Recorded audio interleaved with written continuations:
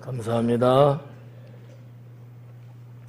유해진 권찰님이 이제 출산 막달이에요. 이번 달 26일을 예정하고 있는데 여러분들이 건강하게 출산할 수 있도록 뭐해요? 기도해 주세요. 오늘 이제 6장으로 들어갑니다. 어떻게 준비됐어요? 이제는 아가서가 좀 기다려지지 않나?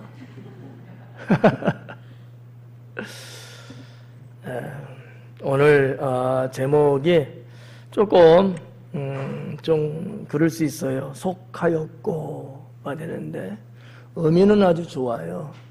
근데 너무나 그냥 밑도 끝도 없이 속했다고 하니까 좀 그러기는 한데 뭐 이따가도 말씀드리겠습니다만 주가 내 안에 내가 주 안에 내가 주님 안에 속하였고 주님이 또 내 안에 또 거하시고 이러한 또 성경적 의미도 있고요. 오늘 읽은 본문에도 그렇게 고백을 하고 있죠. 그래서 제목을 여러 가지 중에 속하였고라고 하는 제목으로 잡았는데 여러분들이 이 제목만도 무슨 뜻인구나 알면은 은혜가 충분합니다.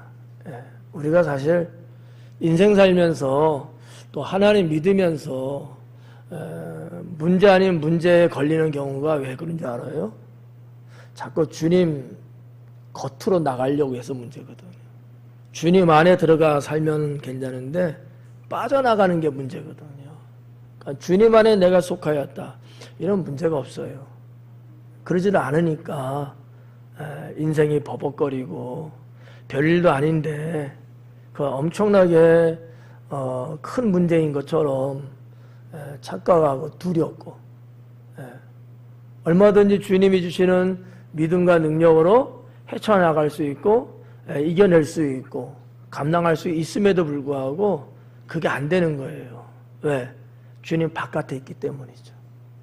이런 부분들만 우리가 신앙적으로 잘 받아들이고 느끼기만 한다면 오늘 뭐 강의 끝났네. 그렇다고 제가 물러설 사람은 또 아니고 1절부터 7절까지 읽었는데 너무 길어서 그 정도로 좀 잘랐어요. 3절까지 하니 너무 짧고 그래서 한 중간쯤 전체가 13절까지 있는 6장이라 한 반쯤 이렇게 이제 할 생각에 본문을 택했고요. 자, 1절서부터 한번 살펴보겠습니다. 여자들 가운데에서 어여쁜 자야, 내 사랑하는 자가 어디로 갔는가? 내 사랑하는 자가 어디로 돌아갔는가? 우리가 너와 함께 찾으리라 그래요. 이 1절 말씀은 예루살렘 여인들이 술람미 여인에게 하는 말이거든요. 근데 왜 난데없이 마치 그 친구 같은 왜 이렇게 협력하는 그런 어떠한 상황으로 전환을 하게 됐을까? 라고 저는 이제 생각하는 거지. 왜냐하면 우리가 1장서부터 출발할 때 거기서부터 나온 사람들이 예루살렘 여인들이었거든요. 그때 여러분들의 기억을 회상한다면 상당히 공박도 하고 겁박도 주고 술람미 여인이 별것 아닌 것 같은 사람을 하대하고 천시 여겼던 그런 여인들이거든요. 자기들은 아마 여러분들처럼 어여쁘고 섹시하고 아주 괜찮았나 봐요. 거기에 비해서 술람미 여인은 일단 피부색도 검고 그러죠. 또 지역으로 볼 때 지방이에요. 지역. 예루살렘이 어쨌든 수도 아니겠습니까? 옛날이나. 근데 이 술람 여인은 지방, 이방 여인 같은. 그러니까 이게 여러 가지로 봤을 때 무시할 만하죠. 그랬던 여인들이 왜 6장에 들어와서 이렇게 술람미 여인의 절친처럼 왜 이렇게 선대하는 듯이 말을 하고 있을까? 궁금하셔요? 저도 궁금해요. 그래서 그 부분을 좀 면밀히 들여다보고 나름대로 생각을 이제 해봤는데 이런 거죠. 우리가 이제 5장 뒷부분에서 뭐를 봤냐면 술람 여인의 자기 사랑하는 남자 솔로몬을 사람들에게 뭘 했어요? 자랑을 했어요. 정말 아주 준수한 남자, 멋있는 남자, 핸섬한 남자, 어느 누구도 견줄 수 없을 만큼 대단한 남자다. 그래서 머리 위에서부터 밑에까지 쫙 풀어서 자랑자랑 하잖아요. 다 까먹었어요? 예. 뭐 남의 남자라고 이렇게 우습게 보면 안 되는데. 예. 근데 이런 술람미의 그 자기 사랑하는 남자에 대한 자랑, 그런 얘기를 쭉 들었는데 생각이 바뀐 거야. 우리들이 우습게 여겼던 러브 스토리가 아니구나. 이들의 사랑, 이 관계가 이 하찮은 그런 관계 정도가 아니구나. 정말 진솔하고 정말 가치가 있고 아름다운 관계구나. 라는 것들을 예루살렘 여인들이 느끼지 않았겠느냐라는 거죠. 왜냐하면 그렇게 PR을 쭉 했잖아요. 정말 어디에서 들어보지 못할 만한 시적인 표현을 갖고서 쭉 이야기해오지 않았습니까? 그래서 아마 이 여인들이 우리가 이렇게 하면 안 되겠구나. 우리가 뭔가 처음에는 우리가 좀 뭐 안 좋게 했지만 이제는 우리가 좀 어떻게 좀 잘 해줘야 되겠다 라는 생각을 했다고 저는 생각을 해요. 그래서 이 1절 말씀은 예루살렘 여인들의 표현이고 또 뭐 선언적인 거고 이제 이런 건데, 이 1절을 저는 솔로몬과 술람미의 관계가 그렇듯 예수님과 우리의 관계가 또 신랑과 신부의 관계 아니겠습니까? 그렇다고 봤을 때 예표론적으로 메시아라고 하는 예수님과 성도인 우리의 관계의 예표적인 관계로 봐야 되지 않겠느냐라는 생각을 갖고요. 그러면 왜 예루살렘 여인들이 이렇게 마음이 바뀌었을까? 간단해요. 술람미 여인이 자기 신랑 되는 남자를 뭐 했다고요? 자랑했기 때문이죠. 그전에는 그들이 그렇게까지 깊이 알 수도 없었고요. 어느 정도는 조금 무시하는 성향도 없지 않아 있었거든요. 네가 그래봤자 네까지 것이 뭘. 이렇게 사람을 조금 내려다보는 듯한. 근데 보니까 그게 아닌 거예요. 그것은 이 술람미 여인이 정말 진심을 담아서 고백하고 표현을 했기 때문에 그게 예루살렘 여인들에게 통했던 거죠. 그렇다고 보면 예표론적이에요. 그렇다고 보면 오늘 예수님 주변에 아직도 주님을 모르고 사는 사람들 많잖아요. 주님을 믿는다고는 하지만 잘 모르는 사람들. 예루살렘 여인들이 그랬던 것처럼 내 주변에도 주님 믿는다고 말하고 어쩌고저쩌고 하지만 주님이 정말 어떤 사람인지 깊이 알지도 못하고 수박 겉핥기 식으로 정도밖에 안 되는 그러한 내 주변의 사람들, 그들이 정말 주님 앞에 협력자가 되고 주님의 영혼 구원을 향한 그 사랑이 무르익게 하기 위해서는 뭐가 필요할 것이냐라는 거죠. 오늘날 저와 여러분이 우리 예수님을 세상에 자랑할 수 있어야 돼요. 네. 우리가 좀 성경적으로 신앙적으로 말하면 뭐 복음이다, 전도다 이런 단어를 쓰지 않습니까? 이거를 아가서적으로 말한다면 자랑이에요. PR을 해야 된단 말이죠. 그러면 효과가 훨씬 좋습니다.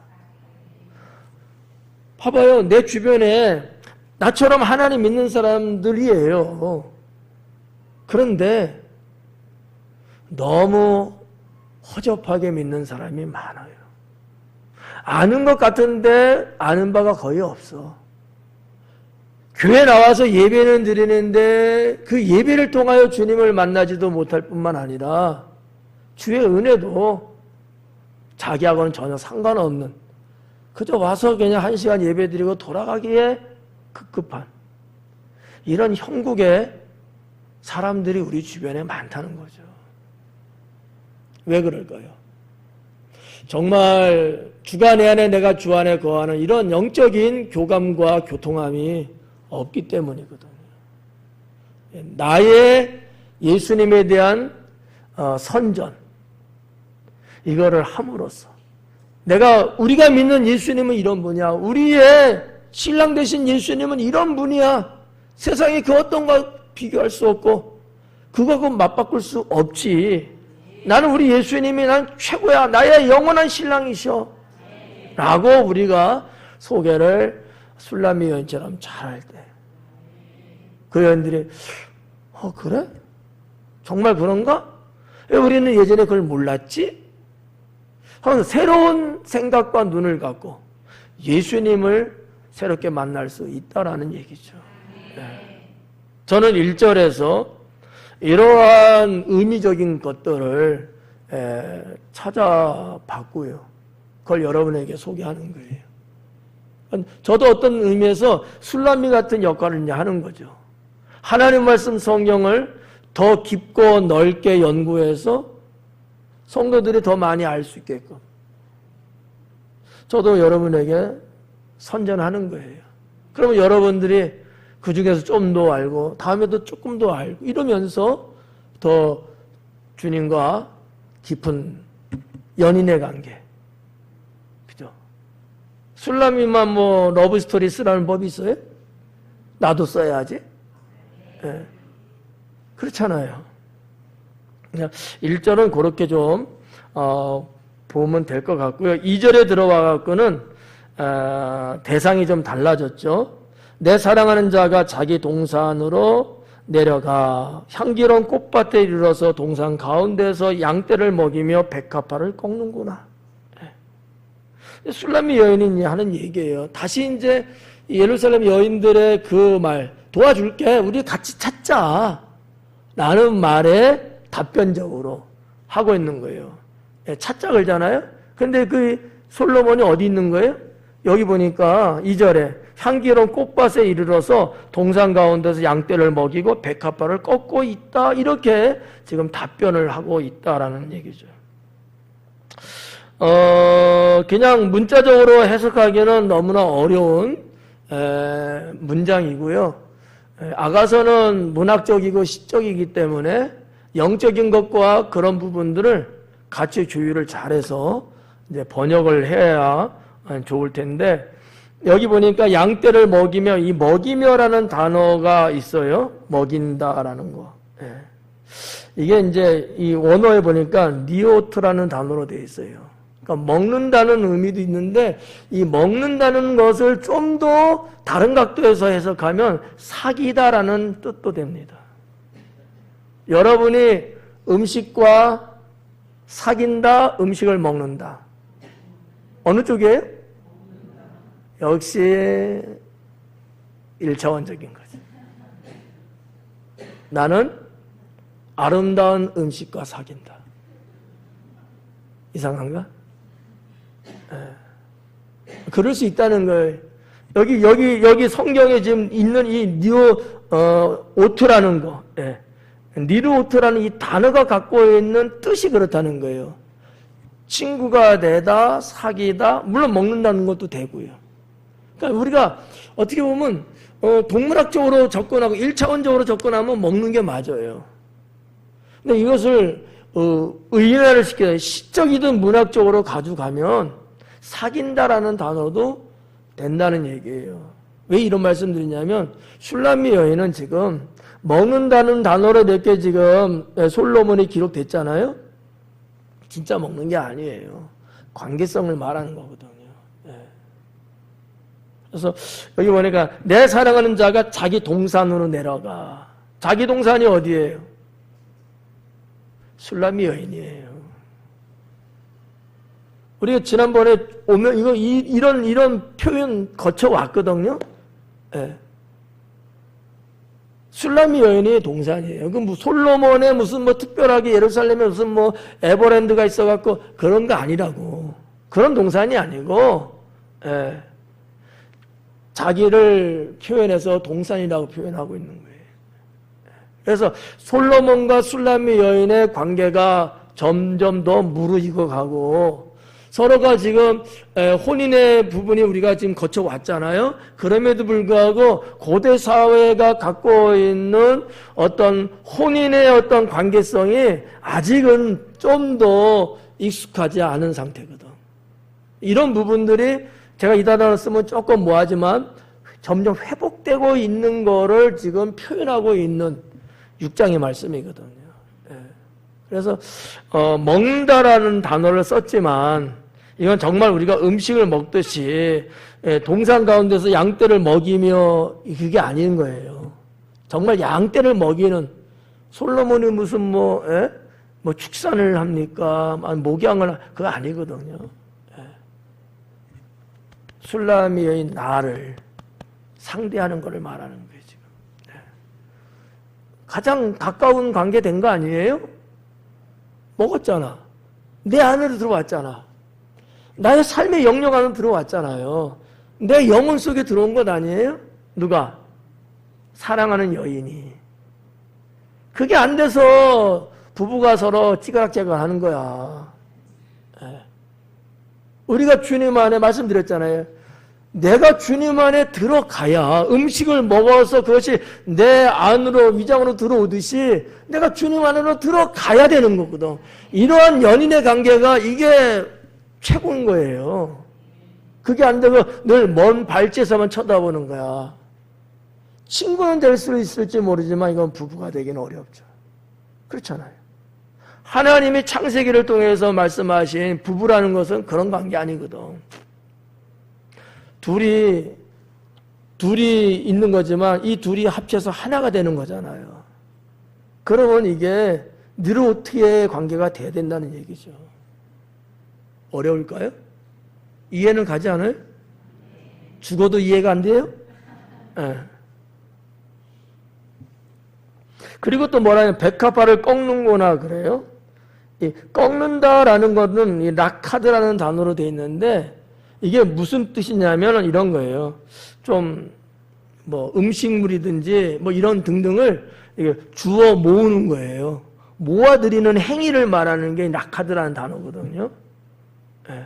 이거 역시 솔로몬과 술람미의 관계를 수습하고 회복시켜 나가고 더 가까이 만들어가는 이런 것들을 문학적으로 표현하고 있는 것이다라고 보시면 틀리지는 않을 것 같아요. 예. 아가서가 재미있어야 되는데. 예. 그래서 이제 2절을 우리가 이제 그런 쪽으로 보면 3절에 나는 내 사랑하는 자에게 속하였고 자연스러운 거 이게요. 1절에 그와 같은 내용 의미 2절에 와서 그렇게 두 가지 말씀드렸죠. 먹는다는 것과 그죠? 꺾는다는 것 이런 것들이 이렇게 섞어 가면은 3절에서 말하는 내가 사랑하는 자에게 속하였고 그도 나에게 속했다는 말이 이게 딱 맞는 거예요. 아 그래서 그랬구나. 이게 서로 따로따로의 존재가 아니고 우리는 이제 사랑하는 관계에서 더 진보해서 혼인의 관계가 됐잖아요. 서로가 내재하는 그런 관계. 이게 정상이고요. 이게 완벽한 거예요. 예. 그래서 여기 이미 다 혼인 다 끝냈고 그냥 살고 있는 분들이지만 그럼에도 아직까지도 여전히 우리는 부부로서 혼인의 관계로서 사랑하는 사람으로서 이런 어떤 관계성을 중요하게 여기고 이걸 지켜나가야 되는 거예요. 저는 이 강해를 준비하면서 그런 생각이 떠오르더라고요. 아까 말했지만 주간 안에 내가 주 안에 이 관계 여러분 우리가 사복음서로 들어가도 그렇고 로마서를 가도 그렇고 어떤 게 있어요? 하나님의 양식. 나는 영생하는 양식이라고 예수님이 그러셨잖아요. 뭐라 그래요? 먹으래잖아요. 그러면 음식 막 먹어? 객을 들렸어? 그걸 말하는 걸까요? 아니잖아요. 주님의 말씀을 우리가 먹음으로 내 안에 넣으면서 그 말씀이 누구예요? 그 말씀이 하나님이시고 그 말씀이 메시아예요. 그래서 주가 안에는 내가 주 안에 거하는 거야. 이게 일치되는 삶이거든. 이런 신앙이 돼야 된다는 거죠. 그러면 내 안에 계신 주님께서 나의 주인이 되셔서 나를 주장하시고 주님의 능력으로 나는 세상을 살아가게 되고 흐린 세상이 두려울 건 없죠. 이게 정상적인 신앙이에요. 이런 것들을 모르고 이런 신앙생활을 안 하기 때문에 하나님 믿으면서도 뒤죽박죽이 되고 하나님 잘 믿는 것 같이 열심히 하는 것 같은데 삶이 곤고하고 병들고 뭐 어떻게 할 수가 없는 거예요. 그냥 세상, 이런 표현 죄송합니다만 세상에서도 저 밑바닥 같은 인생으로밖에 보이지 않는 거야, 사람들한테. 이건 하나님이 원하는 게 아니거든요. 주님의 은총을 입고 주의 축복을 받아서 이 세상에서도 여러분 잘 살고 행복하고 그것이 복음이 되고 그것이 영혼을 구원하고 이런 것들이 계속 전환되면서 말이죠. 하나님 나라가 이 땅에 이루어지는 거잖아요. 아니 뭐 수천 명 믿고 뭐 수백만 명 믿으면 뭐합니까? 하나도 건질 만한 사람이 없는 거예요. 왜? 근본적으로 신앙에 문제가 있는 거예요. 그러니까 저는 이 강해를 준비하면서 그런 말씀들이 생각이 나는 거지. 그래, 바로 이거다. 내가 주님 안에 내가 들어가 살고 주님은 내 안에 내 주에서 거하시며 살면서 주님과 나는 일치되는 그러한 성도가 이게 맞다, 그래 맞다 라는 거죠. 여기 3절 뒷부분에 보니까 그가 백합화 가운데서 그 양떼를 먹이는도다 그래요. 그가 백합화 가운데서 그 양떼를 먹인. 아까 백합화 이야기 나왔습니다만은 백합화 가운데서예요. 그러면 꽃밭이구나. 거기서 양떼를 먹이는가 이렇게도 볼 수 있잖아요. 근데 그런 건 아니라는 그건 1차원적인 해석이고 그 의미가 아니라는 거죠. 백합화가 누구예요? 우리가 뭐 어떻게 보면 백합하면 예수 그리스도 이렇게도 말하지만 이 아가서를 보면서의 백합은요 술람이에요. 즉 성도예요. 술람이가 자기를 보면서 사랑하는 사람이 백합화라고 말할 수 있는 그 가운데서 그럼 뭐예요? 이미 솔로몬과 술람의 이 관계는 말이죠. 뗄라 뗄 수 없는 이 관계. 가까이 지금 와 있는 관계. 어떻게 보면은 이 인사이드에서 살고 존재하고 있다는 얘기예요. 이해 가나요? 이 테두리 바깥쪽이 아니고 안쪽에서. 백합화 가운데서 그 양떼를 먹이는도다. 이렇다고 보면은 솔로몬과 술람미의 관계는 상당히 존재 자체가 뗄 수 없는 그런 관계. 내가 누구를 떠나서는 나의 인생을 생각할 수 없는 정도의 관계. 이렇게 봐도 무난하다라고 볼 수가 있겠습니다. 한마디로 말해서 하나 됐다는 얘기예요. 하나 됐다.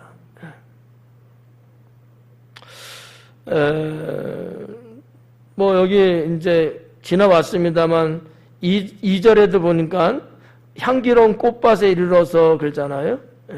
이게 우리 앞부분에 나왔던 내용이거든요. 5장에서. 자, 4절로 들어올게요. 내 사랑아, 너는 디르사 같고 어여쁘고 예루살렘같이 곱고 깃발을 세운 군대같이 당당하구나. 이렇게 이제 솔로몬이 이제 하는 얘기입니다. 자, 예루살렘 여인들이 그리고 술람미가 그다음에 솔로몬 이렇게 서로 대화체가 이렇게 돌아가면서 한 번씩 주거니 받거니 이렇게 이제 진행이 되고 있어요. 내 사랑아, 우리 남자들도 그렇게 이런 말 써본 적 있죠? 내 사랑아. 써봤어요? 안 써봤어요? 안 써봤어요? 그러면 그 사랑은 어디 있는 거야, 지금? 자, 내 사랑아, 너는 디르사같이 어여쁘다 그래. 디르사라는 뭐 지명이라고 보는 게 좀 더 정확할 거예요. 지명인데 이게 이제 그 뭐 학자간에 조금 뭐 이야기가 다를 수는 있어요. 왜냐하면 이 디르사라는 그 단어의 다른 뜻이 즐거움이라는 뜻도 갖고 있거든요. 그런데 그런 의미가 아니고 디르사는 지명이에요. 뭐 지도를 한번 머릿속에 그려보세요. 그럼 이스라엘 가나안 땅 있잖아요. 그러면 예루살렘이 있고 예루살렘 위로 베델과 실로가 있고 더 올라가면 세겜이 있어요. 세겜 정도가 어느 정도 하면 갈릴리 호수하고 사해바다가 중간쯤 돼요. 그 세겜에서 조금 더 북동쪽으로 한 10km에서 한 12km 정도 그 정도 가면 디르사라는 성이죠. 성의 이름이죠. 지금은 그 디르사라고 말을 쓰지는 않는 것 같은데 있어요. 열왕기상에 보면 여러분 그 이스라엘의 통일 왕국이 있다가 분열 왕국이 됐잖아요. 르호보암과 여로보암이 이렇게 해서 북이스라엘 남유다 이렇게 이제 됐잖아요. 역사적으로. 여로보암이 이제 북이스라엘의 첫 번째 이제 왕인데 분열 왕국의 첫 번째 왕인데 그가 살던 동네가 디르사예요. 디르사. 그리고 이 디르사가 그래서 북이스라엘의 초대 수도였어요. 근데 한 번도 여러분 들어보지 않은 것 같잖아. 그죠? 그래서 이제 뭐 이렇게 뭐 가게 이름 같은 경우도 그렇고 또 어떤 사람은 사람의 이름을 디르사라고 이름도 장명하는 경우도 있어요. 우리 한국 사람은 아니겠지만 그 뜻이 갖고 있는 게 즐거움, 기쁨 뭐 이런 좋은 뜻을 갖고 있거든요. 근데 이 디르사라는 데가 글쎄 여러분들이 뭐 성지순례 했을 때 갔을까? 가도 몰랐을 거야. 왜냐하면 지나갔기 때문에 작거든. 디르사라는 데가 상당히 그 꽃이 많이 피는 지역이에요.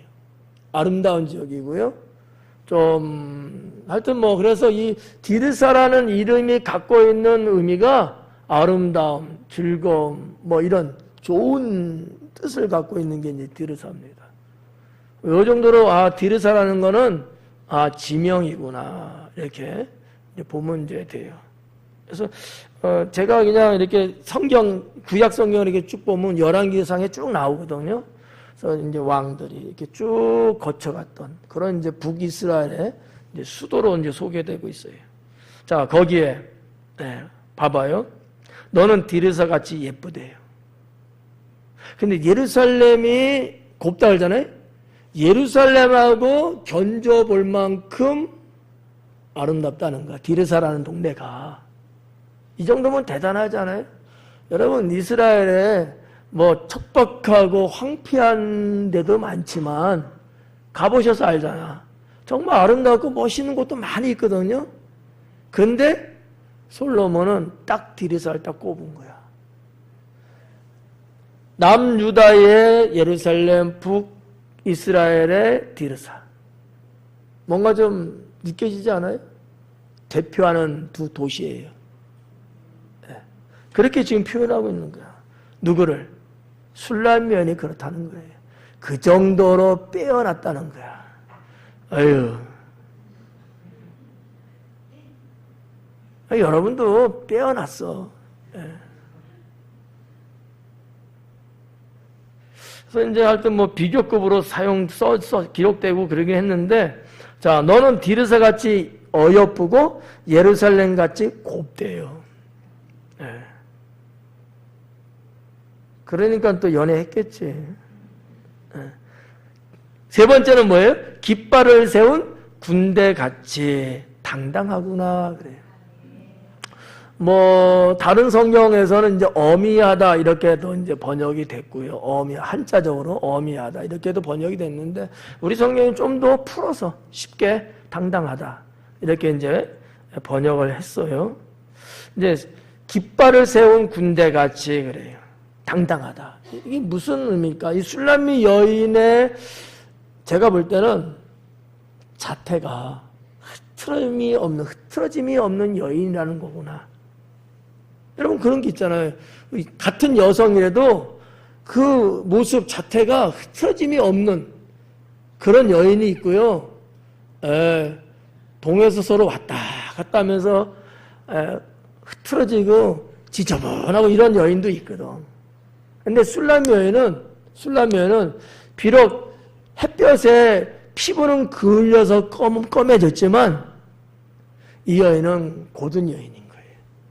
고든 여인인 거야. 근데 외모적으로 볼 때 이렇게 하나 이제 볼 수 있어요. 자태가 그렇게 아주 마치 여러분 백향목이나 삼나무 이런 나무가 쫙쫙 뻗어 올라왔잖아요.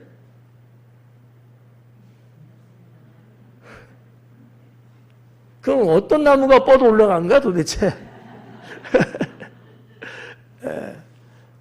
그런 부분이 이제 하나 있을 수 있고 가정하는 거니까요. 또 하나는 술람미 여인의 정신, 마음이 흐트러지지 않았다는 거야. 자기 정신을 붙잡고 사는 거야. 우리가 지금 아가서 1장서부터 쭉 오면서 여러 가지 사건들을 술람미가 겪잖아요. 야견꾼들을 만나서 농락도 좀 당하고 때로는 옷도 뺏기고 막 이런 여러 가지 사건들이 있었잖아요. 그럼에도 불구하고 여인으로서의 정절을 지키고 자기 생명의 존귀함 이거를 꿋꿋하게 지켜가는 여인이라 이렇게 볼 수도 있는 거거든요. 나라는 존재를 내가 함부로 아무렇게나 나를 이렇게 내던지지 않는 거예요. 여인인 내가 나를 지켜나가는 거야. 문 남성들이 누가 어쩌고 해서 좀 깔보고 손짓하고 이래도 내가 거기에 휩쓸리지 않고 내가 나를 지키면서 나의 어떠한 여성으로서의 정절이나 숭고함이나 이런 것들을 지키는 저는 그렇게 해석하고 싶은 거예요. 두 가지를 다. 외면적인 거가 내면적인 거. 왜냐하면 여러분 봐봐요. 솔로몬이 아무리 여인이 겉으로 아름답다고 해도 솔로몬이 누굽니까? 왕 아닙니까? 왕에게는요 1000명의 정실도 있지만 1000명의 여인들이 있고 그것뿐이겠어요? 그럼에도 불구하고 이 술람미를 이렇게까지 볼 때는 뭔가 다른 여인하고는 다른 부분들 솔로몬의 마음을 붙잡을 수 있는 다른 분들한테는 죄송합니다. 다른 분들은 여기서는 찾아볼 수 없는 술람미만에서만 느낄 수 있는 뭔가 여인의 그런 것이 솔로몬에게 풍기지 않았겠는가. 저는 그것을 뒷부분이에요. 자태도 자태지만 정신의 세계와 그 마음이 곧고 흐트러짐 없고 자기 자신을 지켜내갈 줄 아는 이 숭고함이 이 술람미 여인에게는 있지 않았겠는가. 이렇게 이제 봐지는 거죠. 우리도 마찬가지라고 봐요. 여성이라고 제가 표현했습니다만 남자든 여자든 우리는 주님 앞에 다 신부니까 내가 예수님의 신부로서 나의 정절을 지키고 내가 세상 어떤 것에 내가 휘둘리지 아니하고 내가 그런 데에 눈길을 쏟지 않고 내가 주님만을 내가 바라보고 지켜나가는 이런 거 정말 중요하지 않겠느냐라는 거죠. 여러분의 목사는 여자예요, 남자예요? 저 여자예요, 남자예요? 중간 없어. 저 남자잖아요. 아니, 그냥 하는 얘기야. 남자잖아요. 남자지만 말이죠. 남성으로서도 정절이 있거든요. 내가 나를 싸구려로 내가 나 스스로 만들면 주변 사람은 나를 더 싸구려로 봐요. 내가 나를 고품 있게 만들어야 누구도 나를 우습게 보지 않고 나를 상당히 존귀하게 볼 만큼 내가 나를 만들고 지켜나가야 되는 거거든. 내가 남자니까 나는 함부로 해도 돼. 난 함부로 해도 돼. 나는 여자들보다 남자니까 훨씬 더 괜찮을까? 아니에요, 그건요. 어떻게 보면 여성은 위험이라고 하는 것이 있어서 그런지 몰라도 남자는 남자만의 또 그게 필요하거든요. 그렇잖아요. 나를 술람미 여인처럼 나를 정말 때묻지 않게 나를 지켜나가고, 예. 뭐 주님 앞에서 들고 사랑하는 아내한테도 그렇고, 뭐 결혼을 안 했다면 여자친구나 연인한테도 내가 그런 남성으로서 내가 보여줄 때 누가 그를 욕하고 누가 그를 우습게 보겠어요? 존귀하게 보는 거죠. 이런 부분들을 우리가 이 4절에서 한번 볼 수 있지 않을까라고 생각합니다. 5절에 내려오면 이제 그 술람미의 이목구비에 대한 부분들을 5장에서 솔로몬이 그렇게 소개된 것처럼 여기도 또 이렇게 한번 빚을 졌으니까 갚아야죠. 5절에 몇 가지가 이제 나와요. 첫 번째가 이제 눈이죠. 네 눈이 나를 놀라게 하니 돌이켜 나를 보지 말라. 이 명령형으로 돼 있어요. 보지 말라는 게 상당히 단호하죠. 아니 뭐 연인 관계가 혼인 됐는데 나 보지 마. 이게 명령이야, 명령. 안 봤으면 좋겠어. 이게 아니고 보면 안 돼. 보지 마. 막 이런 정도로 명령형으로 기록이 됐다는 거죠. 그럼 왜 그랬을까? 네 눈이 나를 놀랍게 한다. 이 술람미의 여인이요 상당히 매혹적이었던 것 같아요. 눈이 맑고 부리부리하지 않았을까? 하여튼 이 술람미 여인의 눈을 이렇게 우리가 이제 솔로몬 남성이니까 남성이 딱 봤을 때 빨려 들어갈 만큼 상당히 유혹이라고 말하면 좀 그러니까 매혹적이었을 것 같다는 거지. 보면은 내가 이렇게 봤을 때 여기 볼게. 이렇게 딱 봤을 때 내가 나도 주체할 수 없을 정도로 내가 나도 나의 끌어오는 젊은이의 정력을 내가 컨트롤이 안 될 정도로 여성의 눈에서 느껴지는 이 강렬함 그게 있었다는 거예요. 그건 그럴 수 있어요. 여러분 뭐 술람미만 그렇겠습니까? 여러분도 그러잖아요. 그래서 이제 뭐 다른 나라 여인들 이쪽 중앙아시아 쪽의 여인들이 뭐 맞는 얘기인지 모르지만 가설인지 모르지만 여기에 이렇게 또 뭐 이렇게 그리는 그 뭐 인도나 이런 쪽의 여성들 있잖아요. 눈을 보지 말라는 거예요. 남성들. 그 길 보라는 거예요. 눈 보면 미혹된대요. 그 정도로 눈이 아주 매혹적이라는 거지. 진짜요. 있는 얘기예요. 있는 얘기야. 뭐 몇 %까지가 맞는지 안 맞는지 모르지만 진짜 있는 얘기예요. 그래서 여기다 이게 무슨 종교적으로 하는 게 아니고 남성들이 눈 보면 유혹당한대요. 감당이 안 된대. 그래서 여기를 보라는 거예요. 얼굴을 보긴 봐야 되니까. 요 정도만 하지 뭐.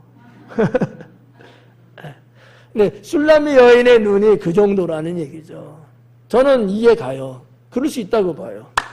뭐 흐리멍텅한 디귿티귿의 눈도 있지만 뭐 이해하는 사람만 넘어가요 그냥. 그러나 정말 이 술람미 여인의 눈처럼 사람의 영혼을 빨아들일 만한 그런 눈의 소유자도 있습니다. 우리나라도. 그런 여인들도.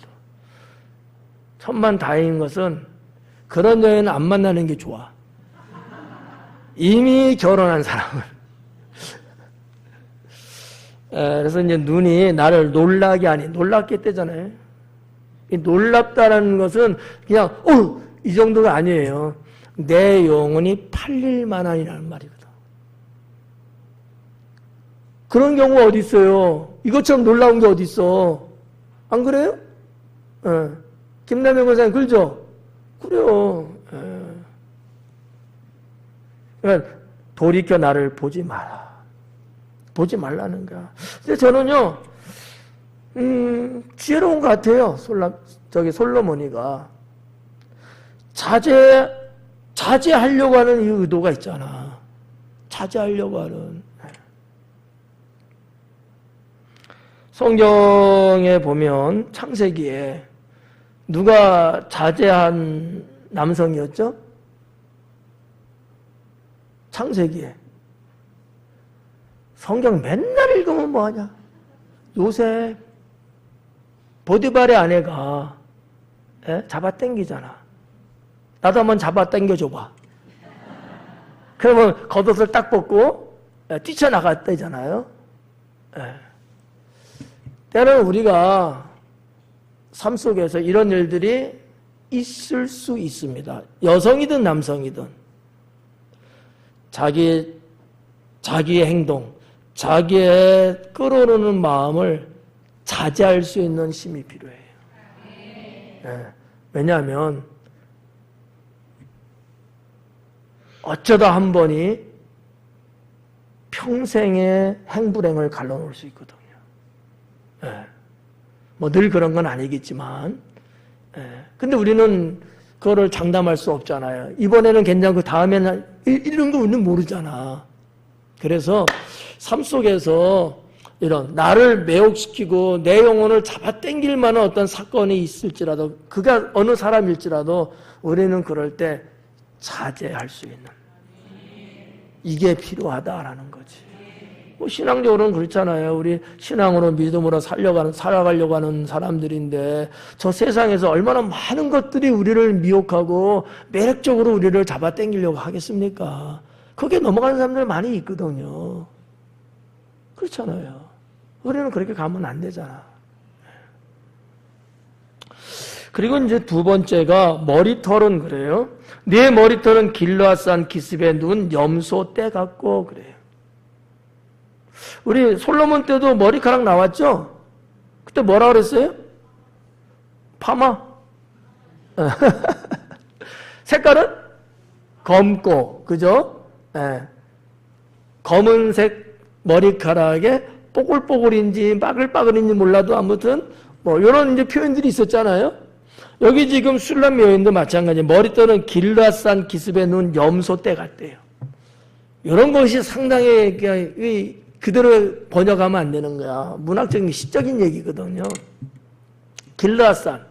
길르앗산은 어디냐면, 자, 갈릴리 바다가 있고 사해가 있잖아요.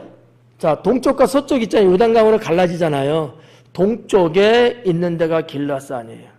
갈릴리 호수 아래쪽 동쪽. 그 정도면 어디냐면 거라사 강이 나오는 데 있죠. 사복음서에. 그 동네가 길르앗산 기슭들이에요. 여기가 해발 한 600m 정도 된다고 합니다. 해발 600m. 근데 이 지역은요, 상당히 비옥합니다. 푸여롭고요, 물이 많아요. 그래서 초목이 잘 되고요, 뭐, 과일들도, 뭐, 올리브 잘 되는 건 말할 것도 없고요, 포도 말할 것도 없고요, 향유가 그렇게 유명해요. 그래갖고, 여기서 생산되는 향유를 두로가 어디예요? 레바논이잖아. 수출을 합니다. 해외로. 아주 유명해요, 여기요. 근데 성지순례 가면 여기를 다 그냥 지나만 가. 그러니까 성지순례 할 때가 엄청나게 많어. 돈 많이 모아야 돼. 하여튼 여러분이 이제 기억 속에 거라사 강인도 나오고 이런데, 우리가 이제 성지순례 하면은 요르단에 들어가서 저 밑에 그 어디지? 그 모세의 샘 있는데 생각이 갑자기 안 난다. 이래서 죽어야 돼, 나이 먹으면. 그래서 우리 갔다가 다시 이렇게 해서 올라가잖아요. 그게 거쳐 들어가거든. 근데 그 정도 되면은 어느 정도가 포함되냐면 야폭강이 나와요. 야폭강도 건너가는데 말 안 해주죠. 이 약복강이 길르앗산의 북쪽과 남쪽을 가로질러서 크로스하거든요. 약복강이 길어요. 아주 깁니다. 하여튼 뭐 이제 그런 데가 이제 길르앗산인데 상당히 비옥한. 그래서 12지파가 정탐을 하고 땅 분배를 받을 때 거기를 누벤 지파인가요? 거기를 분배를 받는 거예요. 왜? 자기가 딱 감청하면서 딱 찍었거든. 너무 좋은 거를 찍은 거야. 그래서 모세한테 우리 여기를 주세요. 여기를 주세요. 그 후손들이 섞여서 요르단 사람인 거예요. 요르단 사람. 어떻게 보면 다들 뭐 같은 핏줄이지 뭐 이제. 그럼에도 불구하고 유구한 세월이 흐르면서 그런 건 다 사라져 버린 거죠. 물론 뭐 원래 그 이전부터 살던 후손들도 있지만 이스라엘의 그 지파가 남아있는 2지파 반이 남은 거 아니겠습니까? 하여튼 뭐 이런 여러 가지 이제 성경 역사적인 걸 이렇게 보는데 이 길르앗산 기슭에 놓은 염소 떼 같대요. 그게 무슨 얘기냐면 풀 많죠? 물 많아서 비옥하죠? 그러니까 양이나 염소를 많이 길렀어요. 자, 양은 때깔이 검해? 잠 좀 깨고 말이죠. 하얗잖아요, 보편적이, 그죠? 근데 염소는요? 까맣잖아요. 멀리서 봐도 산 기슭에서 양들이 떼를 지어서 이렇게 오솔길 같은 데입니다. 넓은 대로가 아니고 막 내려와요. 그 행렬이요, 여인의 머리단, 검은 머리카락 같이 보인다는 얘기야. 나 잘했죠? 그 얘기예요, 그 얘기예요. 이거는 문학적으로 지금 쓴 거야. 머리털은 길르앗산 기슭에 누운 염소떼 같고. 6절에 내 이는, 치아가 나와요. 내 이는 이빨이에요. 내 치아는 목욕하고 나오는 암양떼 같으니. 목욕하고 나온 암양이에요. 자, 양이 나왔네 이제. 색깔은 하얘. 근데 목욕하고 나왔대. 그러면 더 깨끗해. 그렇다는 거예요. 치아가 술람미의 이 치아가 한번 이해해봐 한번.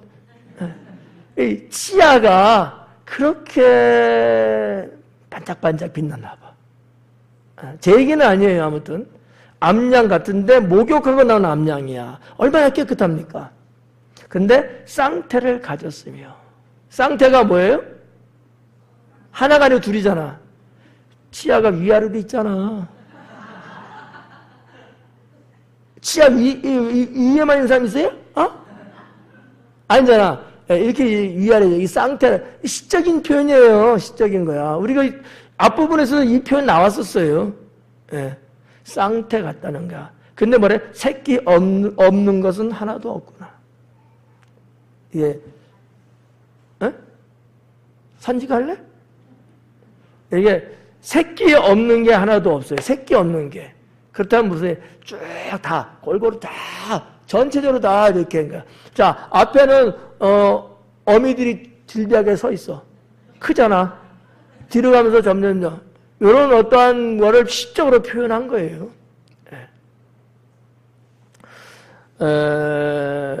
그 다음에 7절 한번 볼까요? 7절. 너울 속의 네 뺨은 석류 한쪽 같구나 그래요.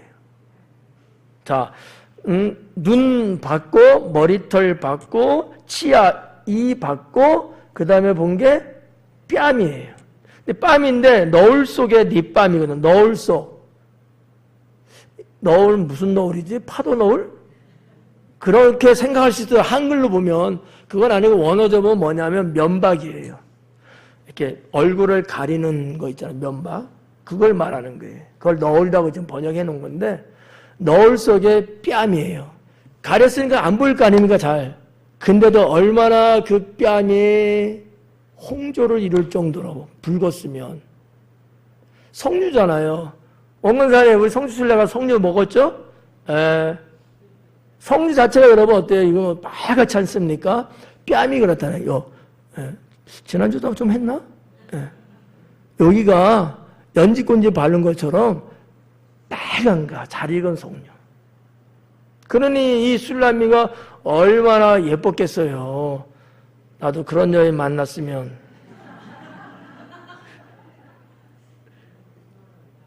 아니, 그냥 상상만 해도 뭔가 이 그림이 나와.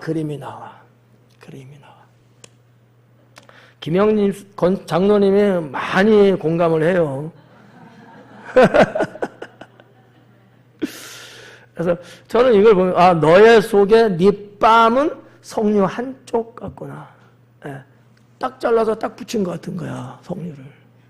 얼마나 아름답게 봤으면 석류라는 당시에 그 팔레스타인이라고 하는 거기서 생산되는 그 석류, 잘 익은 석류로 표현을 했겠느냐라는 얘기죠. 예. 재밌는 사람도 있고 지겨운 사람도 있고 그래서 마치려고 그래요. 예. 적절하게. 오늘 7절까지 봤는데, 자, 하여튼 이 석류는 여러분 다 알다시피 붉은 거니까, 그런 어떠한 이제 시적인 이런 표현 보고, 다음에는 8절서부터 마지막 13절까지 또 강의를 하도록 하겠습니다. 어차피 여러분들이 무뚝뚝해도 나는 해. 그러니까, 기양지사, 좀 기다리는 마음으로 가면 좋겠다. 기도하겠습니다.